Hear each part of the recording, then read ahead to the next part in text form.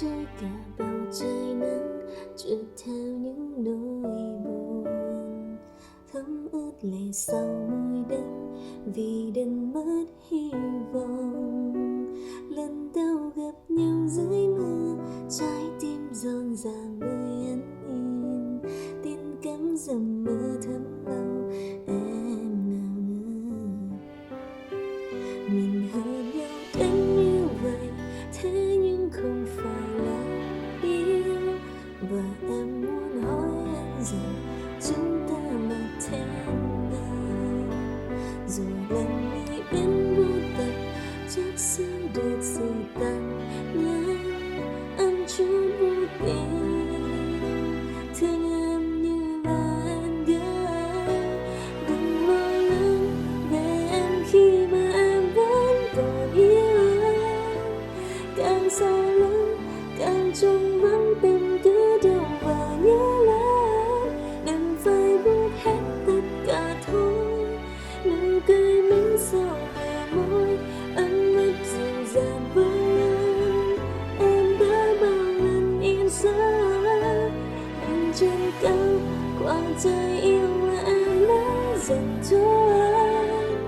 Giờ mây đến khuyên thân báo dòng tố đơn giản kéo đến, tròn non háo hức đang đầy mưa dâng sống em ngày xưa. Mưa trôi để lại như thơ trong giấc mơ buồn lạnh. Còn như yêu nhưng đến khi ai đó trôi từ trời đất như rung chuyển một người vỡ lòng.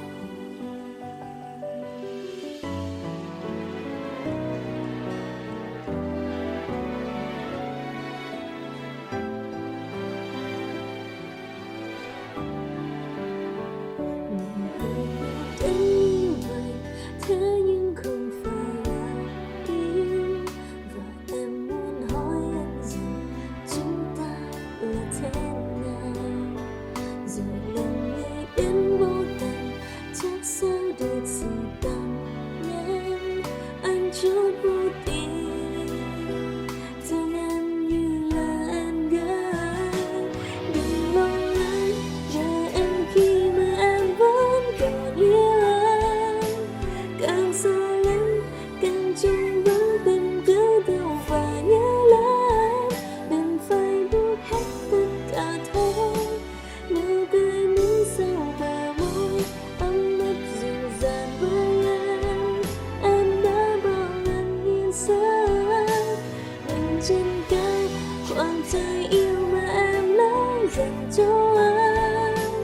Giờ mây đến khuyên thân báo dòng tố đơn giản kéo đến, tròn non háo hức đang đầy mưa gắn sống em ngày xưa. Mưa trôi để lại ngây thơ trong giấc mơ buồn lạnh. Đừng lo lắng về em khi mà em vẫn còn yêu anh. Càng xa lắm càng trông vắng tim cứ đâu và nhớ lắm, đành phải buông hết tất cả thôi.